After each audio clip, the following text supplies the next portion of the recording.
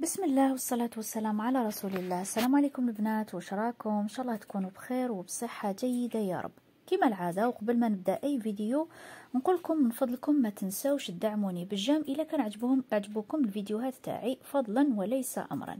اليوم جبت لكم وصفة سهلة مهلة، وصفة اقتصادية وبزاف بنينة. جبت لكم تكتوكة تاع الكابوية، بما انه يعني راه وقتها راح نبداو بتحضير هاد الوصفة. نديرو شوية تاع الزيت في مقيلة نخلوه يسخن، ومن بعد نضيفوا عليه حبيبه تاع بصل كيما راكم تشوفوا، نقطعوها هكذا اونلاميل كيما مالفين نديروا التكتوكه العاديه، يعني قطعوها جناحتين. الوصفه تاع اليوم راح نديرها لكم بالبصل والثوم، ولكن في كثير من الاحيان نطيب هاد التكتوكه وندير لها غير الثوم، يعني نقدروا نطيبوها بزوج طرق. دوكا درتها لكم بهذه الطريقه، وان شاء الله في يعني الايام المقبله نديروها بطريقه اخرى. بعد ما تبان لي هذاك البصل شويه ودخلوا طياب، نضيف عليه حوالي 3 سنينات تاع الثوم اللي يكونوا مربيين كيما راكم تشوفوا. نحركوهم هكذا ونعسوهم بيان سور، باسكو الثوم الا تحرق راح يمدلنا يعني بنا ماشي مليحه في الطبق ديالنا. فوالا، بعد ما تقلى لي البصل مليح مليح ودبال، يعني ما تخلوش هكذاك يغزغز وتضيفوا له حاجه اخرى. رحت ضفت حبه كبيره تاع طوماطيش اللي تكون حميمره واللي كنت ربيتها. تقدروا تضيفوها مربعات، ولكن انا نفضل هذه الطريقه. علاش؟ باش يعني يكون كاينه تغميسه في هذيك التكتوكه وتجينا مجمره وتجينا بزاف بزاف بنينه. فوالا، نخلي هذيك الطوماطيش تتقلى مع البصل، ومن بعد نروح نضيف الملح والتوابل. عندي الملح، عندي شويه تاع الكرويه، فلفل كحل، فلفل عكري حلو، وعندي شويه تاع القزبر المرحي. تقدروا ديروا تاني فلفل عكري حار كيما تقدروا ديروا، ومغرفه كبيره ماشي معمره تاع طماطم مصبره. انا نحيتها البنات على جال حرقه المعده، ونحيت الحار لانه يعني كيما قلت لكم بزاف يعني الحار والطماطيش مصبره راح دير يعني امراض عده. ولكن نعطيكم الوصفه كيما راهي، ديروا لها طماطيش المصبره وديروا لها شويه تاع الحار، يعني هي هكذا تجي، هكذا كانوا يطيبوها يعني امهاتنا وجداتنا.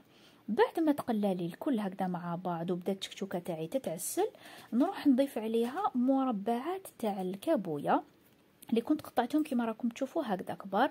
يعني انايا الا شريت الكابويه نشري كميه ونقطعها، يعني نقيها ونديرها في لي ساشي هذوك كونجيلاسيون، نخلي في الكونجيلاتور. مره نديرها مرقه تاع طعام، مره نديرها بويون. يعني كاين عده وصفات تاع الكابويه، وهذه وصفه من بين هذوك الوصفات. نغطيو هنايا البقيله تاعنا ولا طنيجره ولا فاش طيبتو، باش هكذا هذيك الكابويه طيب وتتعسل، نعرفوها ما فيهاش الروح، يعني تم راح تطيب معاكم. شوفوا هنايا يعني في رمشه عين طابت الكابويه معايا. وصفه علاش قلت لكم سهله واقتصاديه وفي متناول الجميع يعني، وشتويه بامتياز. دوكا هنايا جبت حبيبات تاع البيض راح نفقسهم من الفوق باش هكذا الطبق تاعي يكون متكامل، يعني عندنا خضار وعندنا تاني شويه تاع لي بروتيين.